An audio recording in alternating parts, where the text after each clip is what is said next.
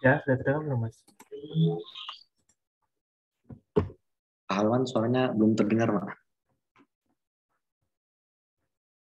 Oh, belum ya? Bentar.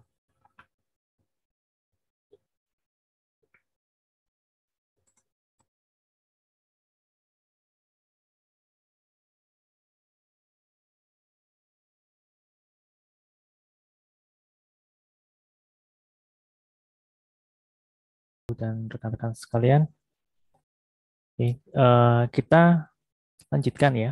Tadi kita sudah sampai pada eh, pembahasan load combination. Nah, sekarang kita akan lanjutkan penggambaran. Oke, penggambaran eh, menggunakan SAP 2000. Oke. Nah, Bapak Ibu dan rekan-rekan sekalian, silakan melihat apa menggunakan SAP 2000-nya.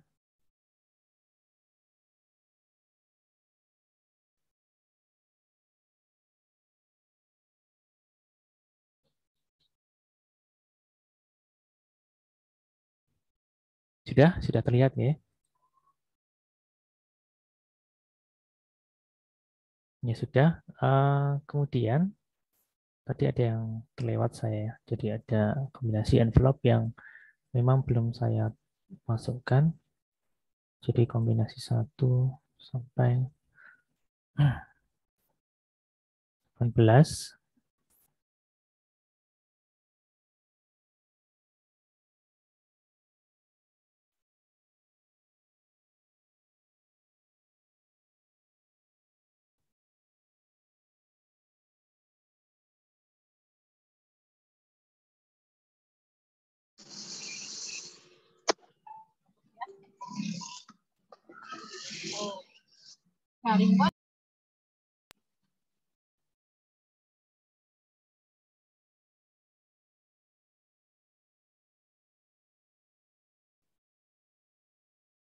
Oke, kemudian load combination-nya adalah envelope-nya. Oke, nanti akan kita gunakan untuk memperlihatkan gaya-gaya dalam maksimum dan minimum. Oke, nah kemudian kita masuk ke penggambaran. Ya, kita mulai dari sini ya. Jadi Bapak Ibu dan rekan-rekan sekalian, silahkan ditampilkan bidang XY-nya, jadi denahnya begitu ya. Mulai dari Z sama dengan 0 gitu ya. Z sama dengan 0 seperti ini.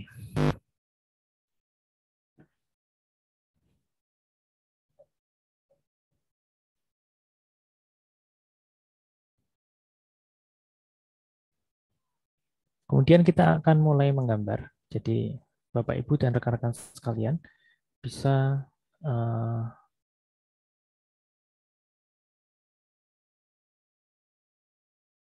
menggambarkan sesuai dengan denah yang diberikan dalam modul ya. Nah, kebetulan denahnya itu hanya untuk lantai 1 sampai 4 ya, tipikal. Kemudian lantai ini belum ada, lantai roofnya belum ada. Oke.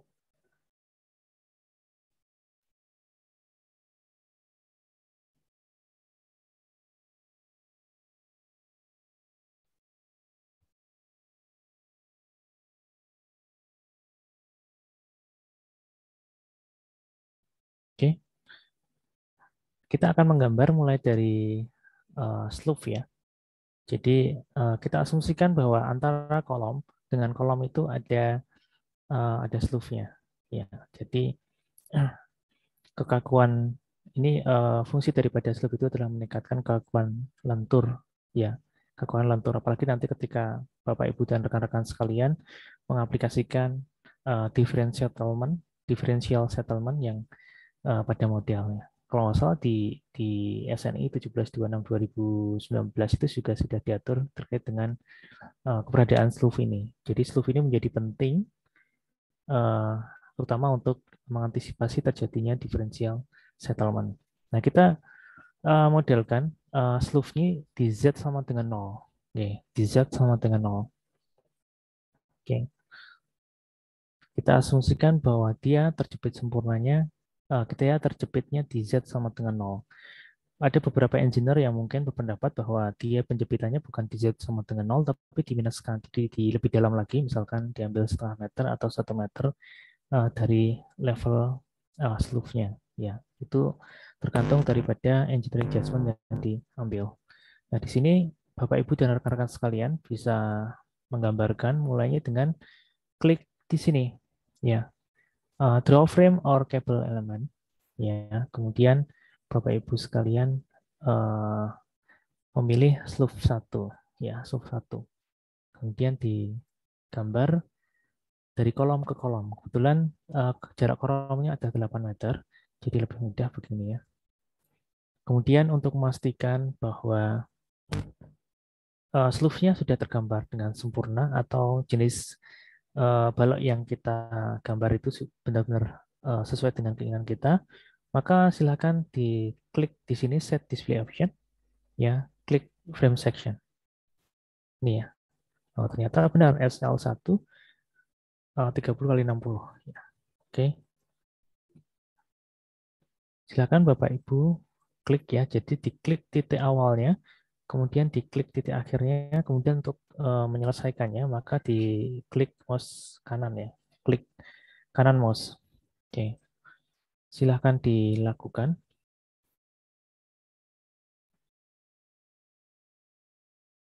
Seperti ini.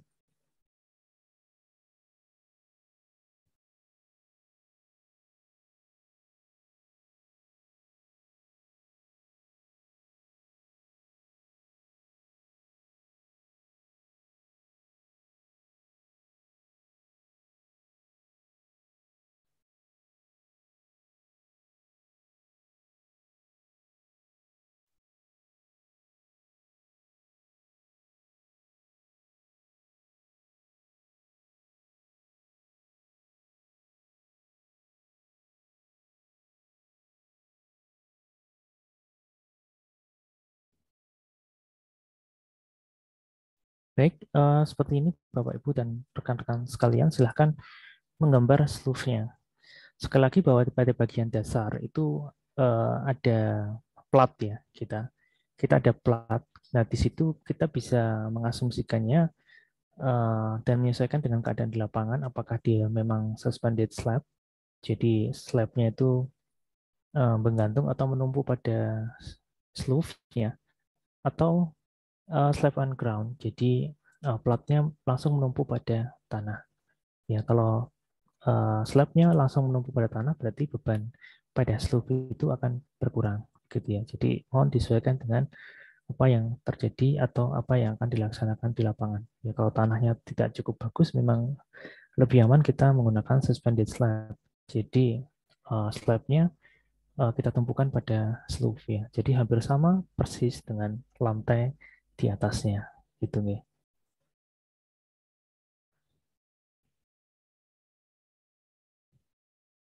Ya silahkan dicoba Bapak Ibu dan rekan-rekan sekalian untuk menggambar slope-nya.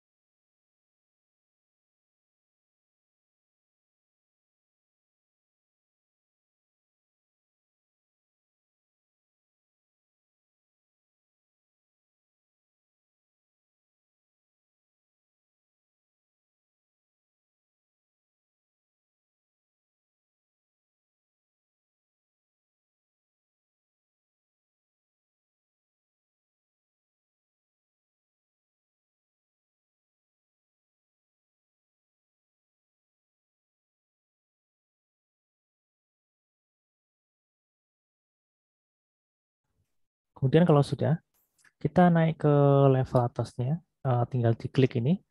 Nah, tombol ini adalah untuk menaikkan atau menurunkan elevasi.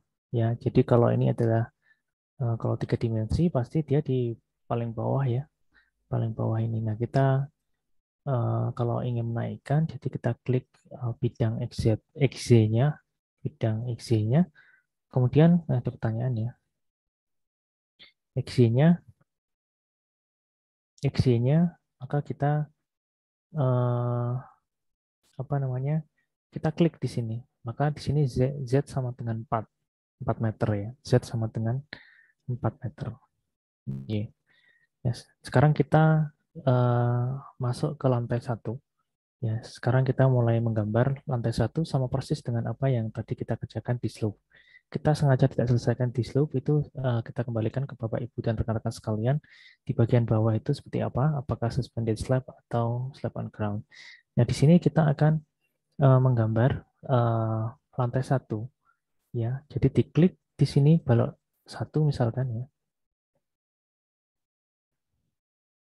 Seperti yang tadi kita bisa gambar dari kolom ke kolom ya.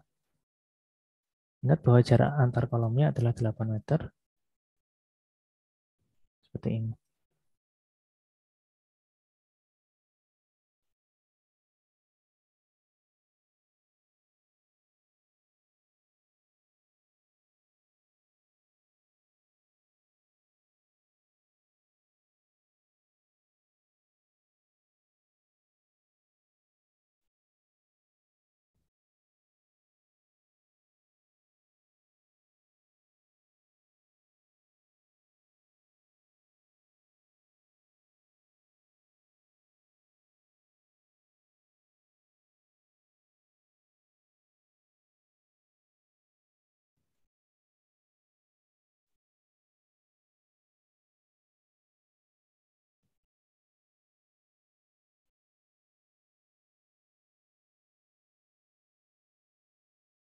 Oke, silakan digambar Bapak Ibu dan rekan-rekan sekalian untuk baloknya ya, balok induknya.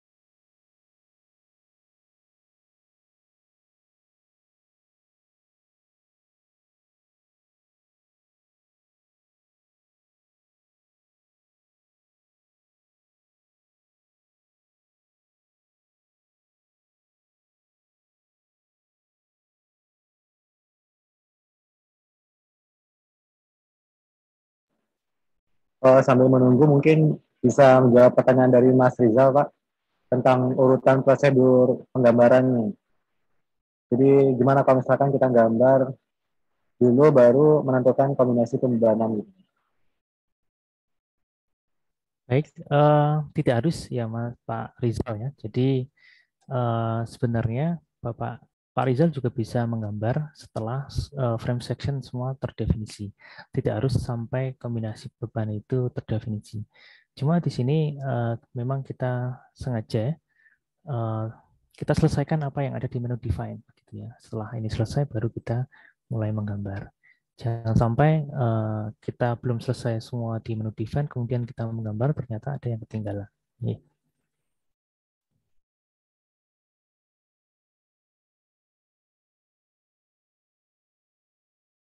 Baik, kemudian kita gambar yang balok anak ya.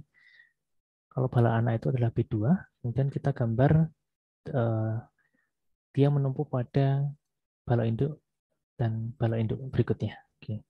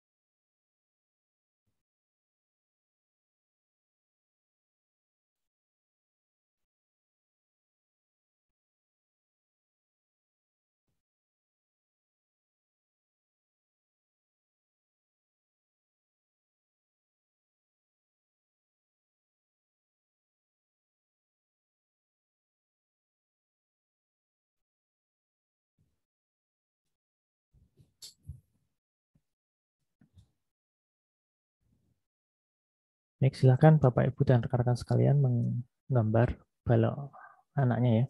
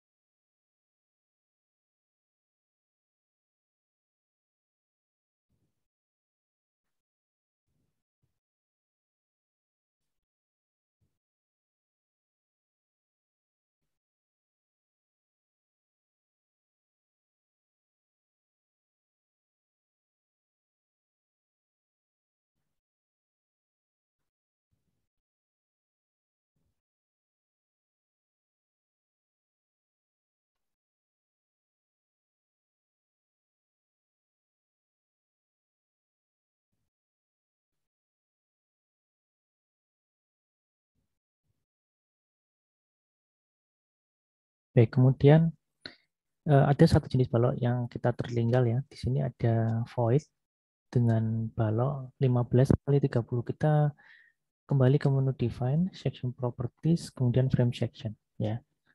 Kita definisikan balok dengan ukuran 15 kali 30. Nah, kita klik di sini add copy of property. Tadi B1, B2, B3 ya. B3 15 kali 30.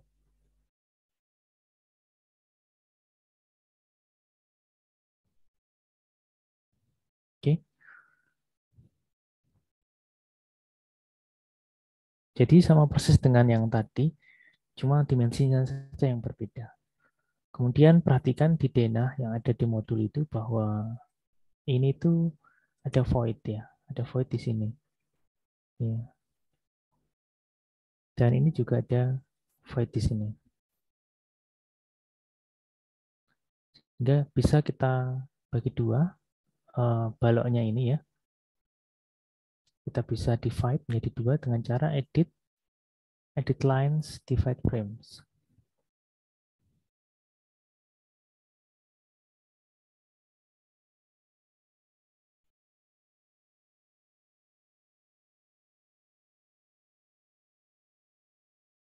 Oke, Oke, nah ini dibagi menjadi 2. Kemudian klik OK, silakan. Nah, setelah diklik OK, Bapak Ibu dan rekan-rekan sekalian bisa hapus ini ya, balok di sini. Oke, ini juga sama, yang di sisi kanan, void-nya ada di sebelah sini. Oke, di delete ya.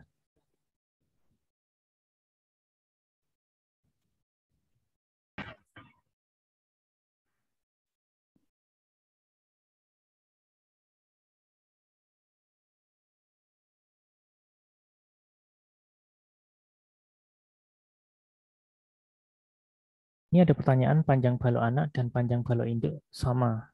Ya, betul 8 meter. Jadi menggambarnya adalah di sini Bapak Ibu dan rekan-rekan sekalian lihat bahwa kita menggambar balok anak dari tumpuannya, jadi balok induk ke balok induk berikutnya.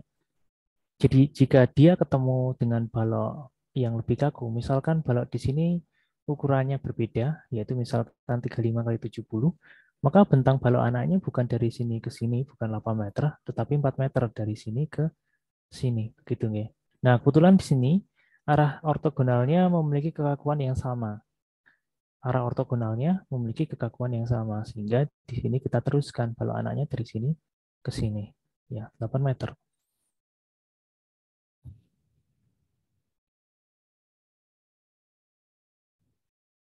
Kemudian setelah itu kita gambar balok yang balok 3 ya, yang berada pada void. Di sini adalah balok 3. Ini adalah balok 3.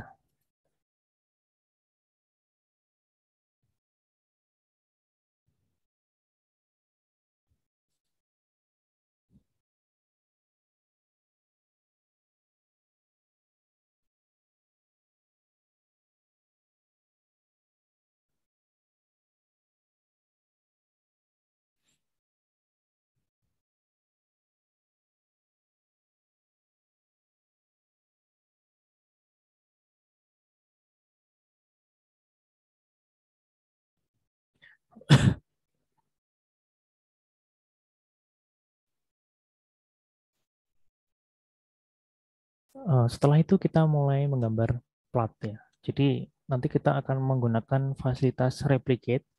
Jadi untuk mempermudah atau mempercepat pekerjaan kita menggunakan fasilitas replicate ya.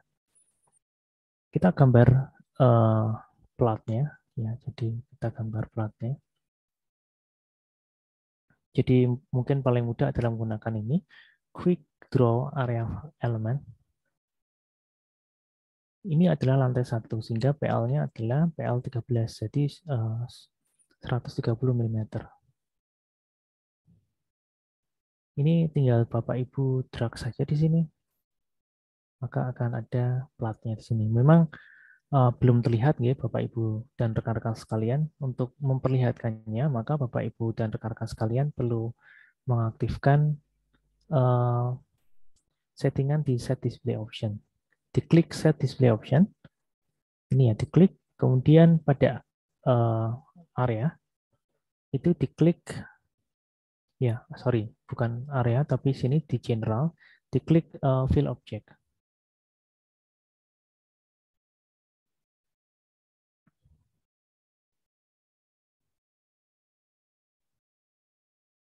Oke, seperti ini. Kemudian kita coba gambar plot yang sisi sini ya. Jadi dengan cara yang sama, ini diklik, di drag seperti ini. Maka langsung terdefinisi plot seperti ini.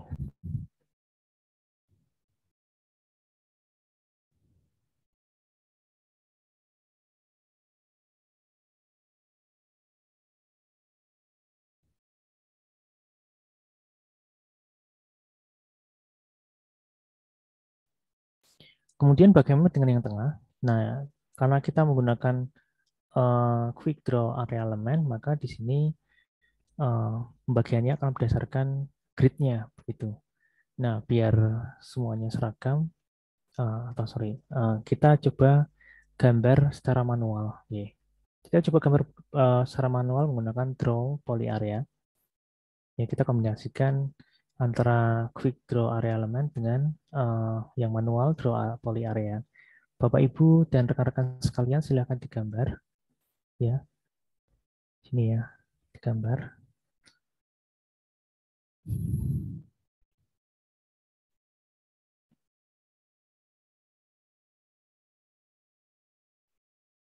Arah penggambarannya adalah berlawanan dengan arah jarum jam.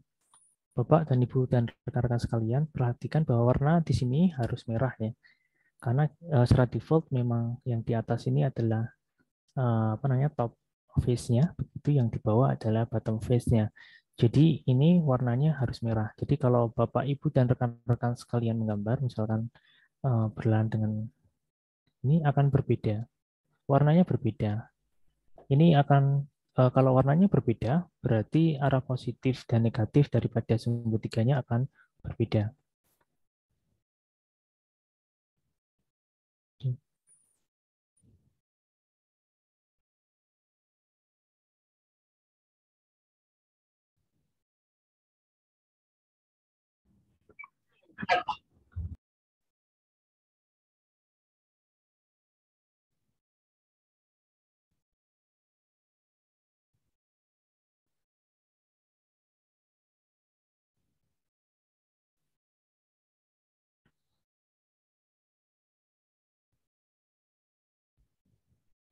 Maaf Pak Halwan, itu Ya, untuk area liftnya memang sengaja dirubah di situ Pak ya?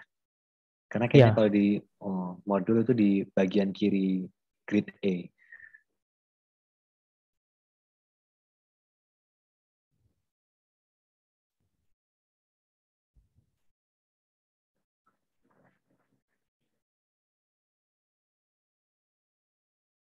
Ya, di sini kan, Mas? Di mana?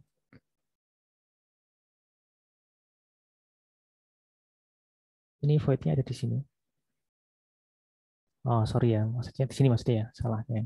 Maksudnya yang sebelah kanannya Pak. Yang sebelah kanan tuh kayaknya kalau di modul tuh di sebelah kirinya gitu. Nah, satu grid lagi. Ini, Di sebelah kirinya lagi. ini. Iya. Oh iya, sorry, sorry. Betul ya.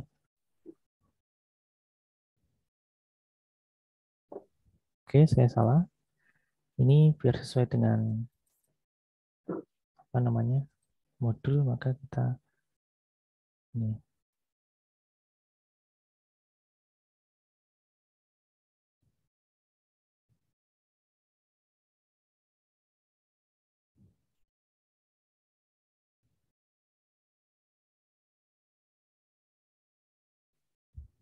Oke, jadi sudah simetris ya.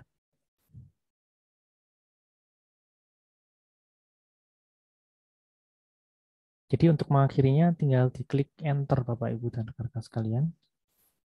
Terus jangan lupa dia di gambarnya berlawanan dengan arah jarum jam.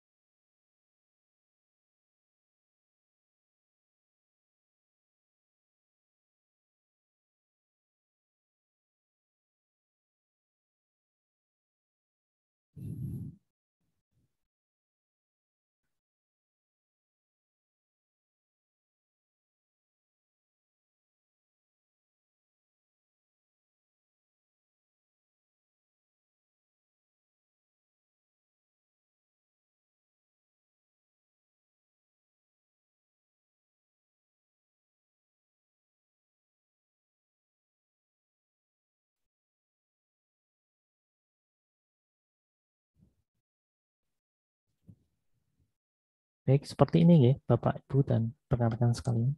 Jadi ada kita asumsikan ada void-nya di sini.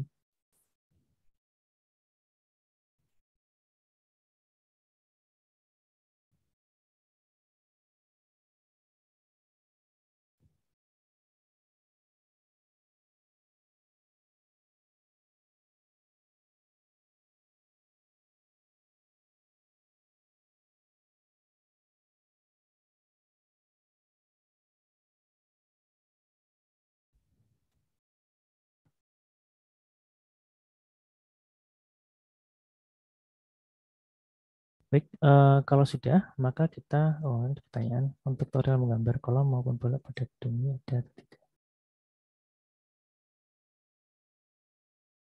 Oh, tidak tercantum dalam ini ya, apa namanya, tidak tercantum dalam modul ya. Jadi kita memang langsung praktekkan di sini menggambarnya.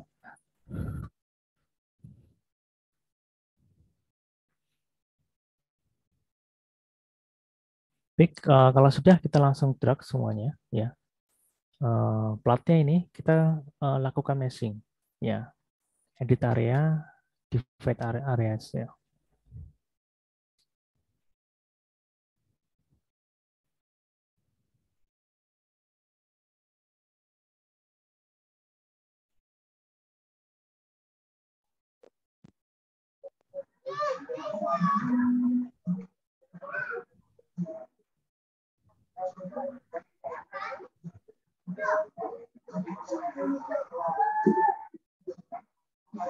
Ya sudah, diklik di sini. Nah, yang kita tentukan adalah maksimum size-nya. Ya, misalkan kita tentukan untuk meshing-nya atau jadi meshing itu istilahnya dibagi kecil-kecil ya, sehingga kita akan mendapatkan distribusi beban yang lebih merata. Ya, jika kita tidak meshing, kita tidak akan mendapatkan distribusi, berarti beban itu tidak akan terdistribusi secara merata ke elemen-elemen. Jadi plat beban di plat itu tidak akan terdistribusi di beban plat elemen-elemen yang menjadi penumpunya, yaitu balok induk dan balok anak ya. Jadi misalkan kita ambil nilai maksimum size-nya adalah 0,5 meter.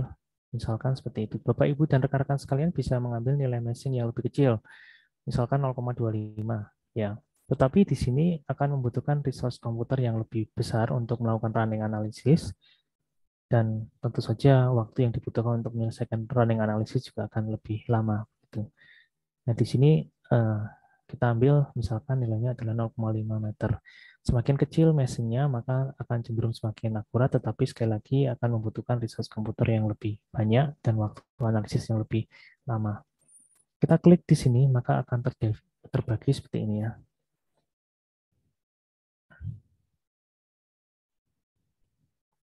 Oke, Bapak, Ibu, dan rekan-rekan sekalian, maka Bapak, Ibu, dan rekan-rekan sekalian akan mendapatkan seperti ini ya. Oke. Nah, hal yang paling penting dalam melakukan meshing ini adalah pastikan bahwa setiap nodal-nodal hasil meshing kita itu tersambung. Maksudnya seperti apa? Jadi seperti ini, jadi nodal ini dengan ini tersambung, nodal ini dengan ini tersambung, garis ini tersambung ya, gitu. Jadi tidak boleh ada garis yang tidak tersambung, ya. Kalau ada garis yang tidak tersambung, maka di situ ada miss di situ, ya. Ada transfer gaya yang akan miss di situ.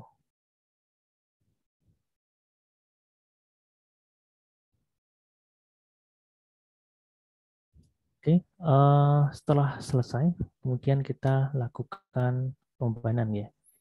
Nah, misalkan kita lakukan beban dinding terlebih dahulu. Nah, ini kita biarkan saja platnya tidak terlihat ya. Kita klik di sini, set display option, kemudian areas not in view. Seperti ini ya, Bapak, Ibu, dan rekan-rekan sekalian. Kemudian kita berikan pembebanan pada balok induk ya, seperti ini.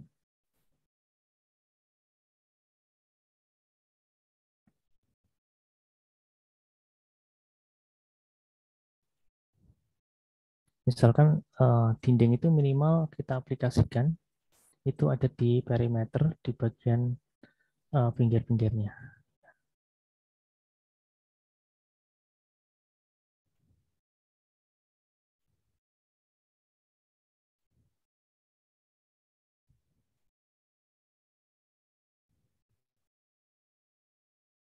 Misalkan seperti itu.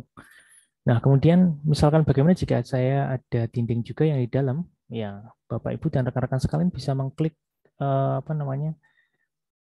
balok yang memang akan diaplikasikan dindingnya. Ya, misalkan seperti ini ya. Sorry, di sini ada void ya, tidak bisa.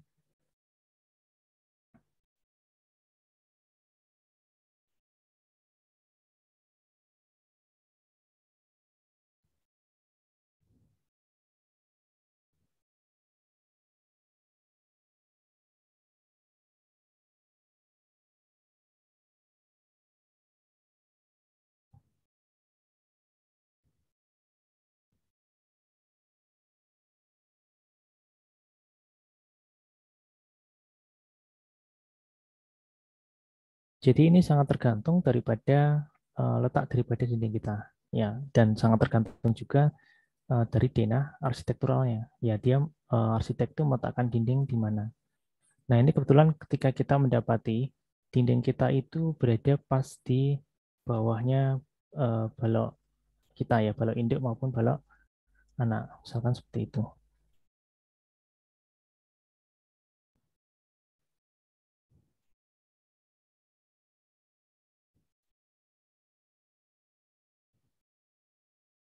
Oke, misalkan seperti ini.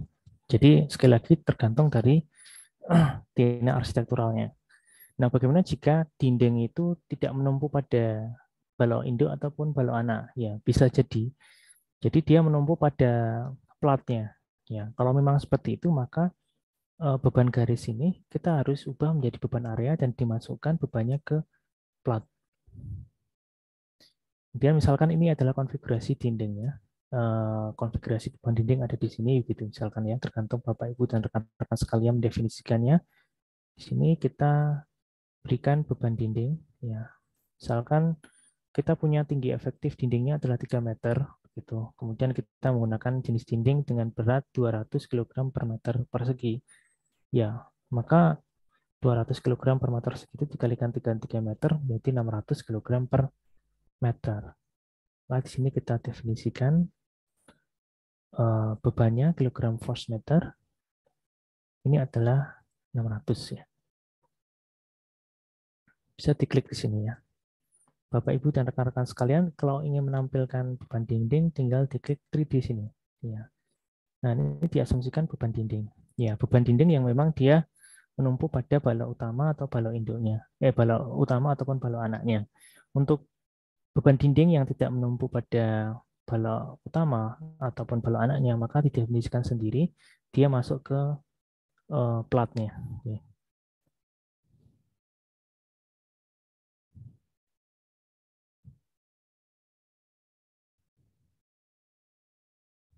Oke, misalkan seperti itu. Oke, misalkan seperti itu. Kemudian kita melakukan pembebanan plat ya. Kita aktifkan lagi plat ya. Set display option. Di sini area klik ya, dapat lagi. Kemudian kita drag semuanya. Area ini kita kasih beban. Satuannya adalah dalam kilogram force meter.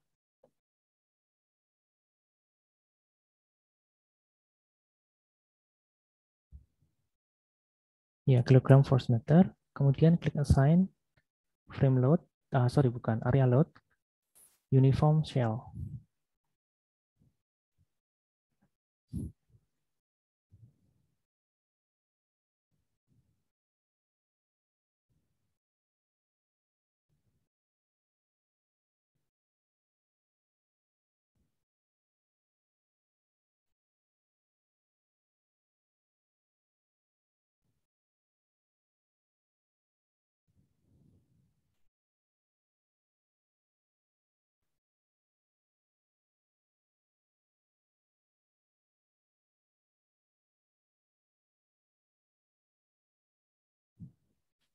Oke, dimasukkan di sini. Beban left load-nya adalah 250 ya. Diklik OK. Jadi dia bekerja dalam koordinat sistemnya global. Kemudian arahnya adalah sesuai dengan arah gravitasi ke bawah ya. Klik OK.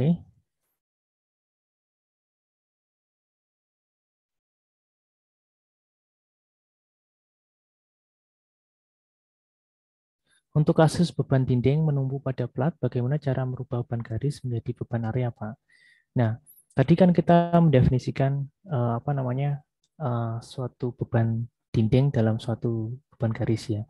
Nah, di situ tadi satuannya adalah kilogram force per meter ya. Kemudian kita kalikan, kita jadikan beban terpusat terlebih dahulu ya, kira-kira begitu. Kemudian dibagi menjadi areanya. Begitu nggih Pak Adrianus? Jadi paling mudahnya seperti itu. Jadi beban merata kita ubah ke beban terpusat dulu, kemudian kita ekuivalensikan, kita ubah lagi menjadi beban merata.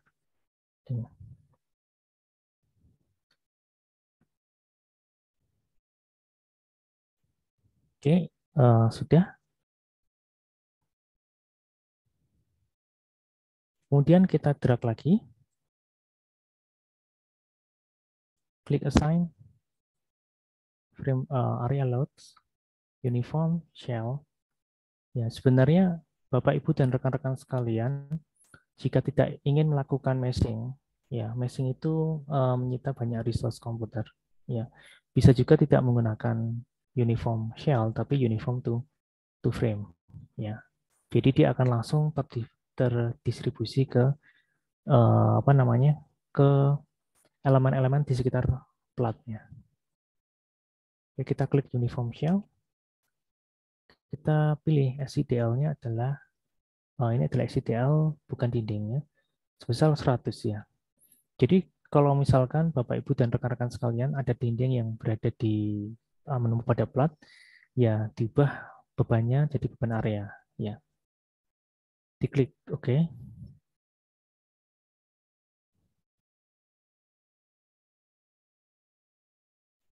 Seperti ini.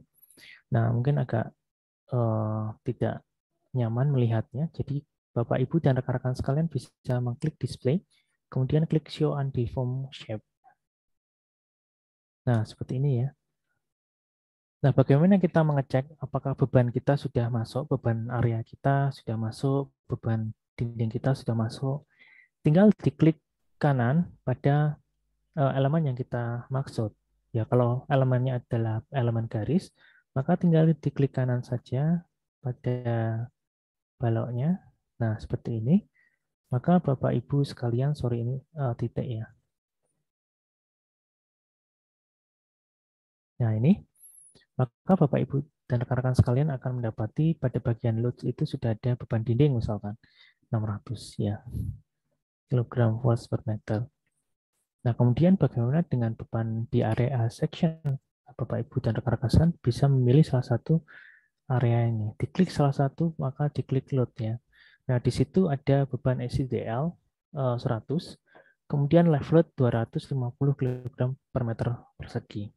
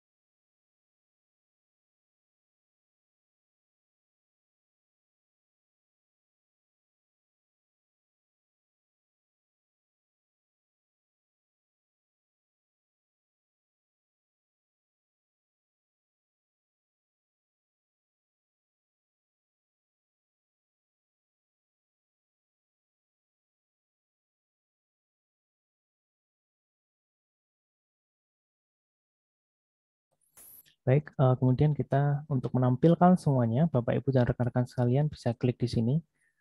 Ini ya, ini adalah zoom all. Nah, bisa lihat sini. Bapak Ibu dan rekan-rekan sekalian masih ada satu beban yang perlu didefinisikan, yaitu beban tangga. Jadi Bapak Ibu dan rekan-rekan sekalian, beban tangga ini penting. Ya, jangan sampai beban tangga ini lupa untuk didefinisikan sehingga menjadi fatal nanti ketika dilaksanakan di lapangan, jadi strukturnya tidak kuat ya. Misalkan di sini Bapak Ibu dan rekan-rekan sekalian, jadi misalkan kita punya tangga, ya tangga itu menempuh pada balok utama. Ya, jadi Bapak Ibu dan rekan-rekan sekalian bisa mengklik apa namanya balok yang menjadi tumpuannya. Ya. Misalkan di sini tangga manusianya adalah di opening yang besar ini. Ya, ini adalah lift ya. Ini adalah tangganya. Ini adalah tangga manusia, ini adalah lift. Ini adalah lift, ini tangga manusia. Jadi misalkan kita asumsikan dia menumpuk pada balok induk ini ya. Balok ini. Dan di sini dia menumpuk pada balok ini. Oke. Maka kita sebaiknya kalau kasusnya seperti ini kita harus menandai bahwa ini sebagai balok tangga. Jadi dengan melakukan assign to group kita buat label ya. Bapak Ibu dan rekan-rekan sekalian bisa melakukan klik assign kemudian assign to group.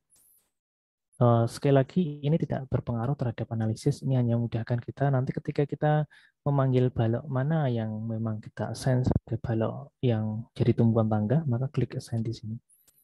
Misalkan di sini kita klik di sini sebagai tangga. Balok tangga ya, sorry. Klik OK. Klik OK semuanya. Oke.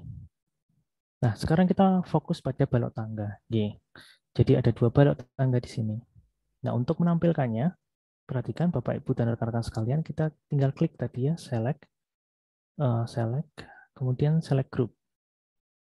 Atau dengan cara manual tadi diklik balok tangganya mana. Ini cara cepatnya diklik begini, select group.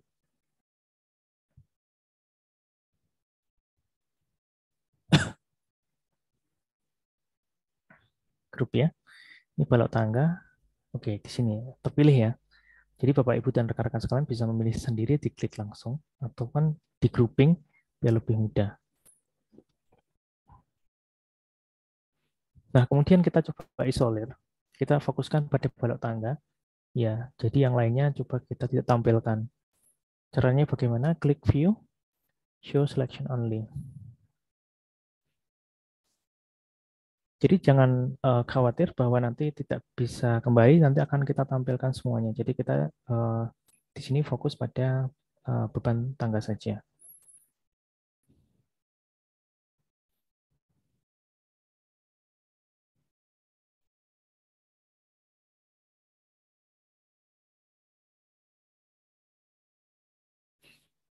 Oke, kita klik. Nah, nanti akan muncul seperti ini Bapak Ibu dan rekan-rekan sekalian, hanya dua balok saja. Oke, hanya dua balok saja. Oke, kita clear. Jadi ada CLR itu masih clear.